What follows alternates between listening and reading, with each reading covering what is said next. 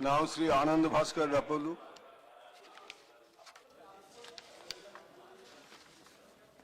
Respected Vice Chairman, by moving the bill to highlight the issue of the teachers' involvement in the electoral process, my elder Tiruchi Shivaji is seeking to focus on the quality of the education and to ease psychologically the teaching fraternity so that the foundations for the future generations will be safe in their hands. And the Supreme Court in 2007 has concretely observed that the primary and secondary school teachers shall not be deployed into the electoral assignments to save them from discharging their educating responsibilities. My concern is twofold. Though the government has looked at this as the issue of electoral conduction,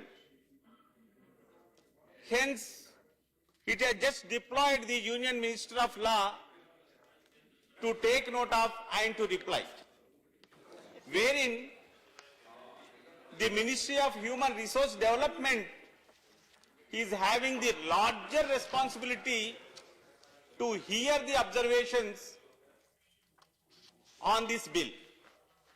Why? Because in schools, we need to look at the non-teaching responsibilities of the teachers, not only for the elections, not only for the census, not only to canvass in certain national event occasions, they are also doing the clerical assignments. They are also becoming the watch and ward of the midday meal school service. And with this, the teaching concentration is lessened and the quality of education, particularly in government schools, are being doubted by the parents.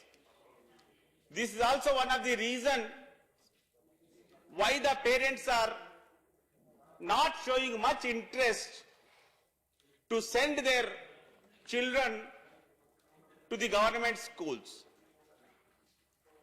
The government teachers, to discharge their service of the midday meal to the school children, it is of everybody's experience that they will at least forego 2 classes, 45 into 45, 1.5 hour minimum daily service while in school, to look at the kitchen so that the midday meal is made ready and it is served. In this backdrop, for conducting elections, for attaining census, elections of varieties, not only Lok Sabha, not only Assembly, but also cooperative, Panchayati Raj, several other elections were also being assigned to them. Besides that, they are also being utilized as the campaigners for certain national events. So, keeping the huge human resource available with large unemployment, why we shall not think in the lines of United States? Why we shall not think in the lines of Australia? In United States, teachers were never deployed on the electoral responsibilities. They were neither at polling booths or nor at counting booths. In Australia, there is the practice of having the short-term volunteers enrolled separately to organize and convene and conduct the elections as and when they are to be. This has to be the basis for electoral reforms.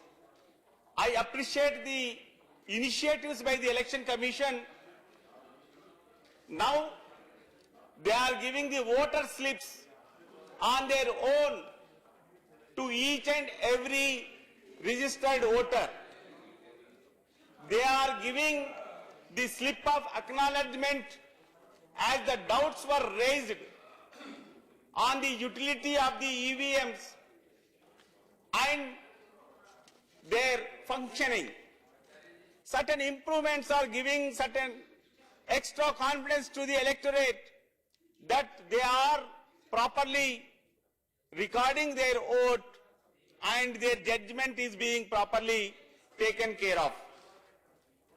As Election Commission is showing extra interest, why not Union government come forward to think of a para-voluntary force consisting of able, registered, unemployed, educated and even eligible retired persons. With this para-voluntary force, we can not only safely conduct with trust the elections, we can also have the census, the rehabilitation activity and even warding at schools to take care of midday meal scheme and such student-related or community-related programs. These two aspects are falling in two different ministries. Particularly, I hope from the Union Minister of Law will communicate the concerns and sense of this House regarding the utilization of the teachers for the electoral duties to the Election Commission of India. But also, we expect that the Ministry of Human Resource Development will take note of the necessity of keeping the teachers psychologically free to enhance the quality of education and to give them only teaching and learning practices and keeping them away from the non-teaching roles.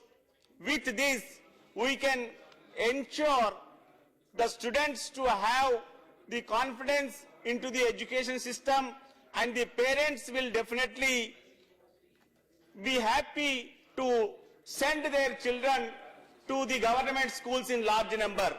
This is the requirement of the day to improve the quality of education and to improve the electoral process, and for that let us think of para-voluntary force to utilize and achieve the targeted goal. Thank you very much.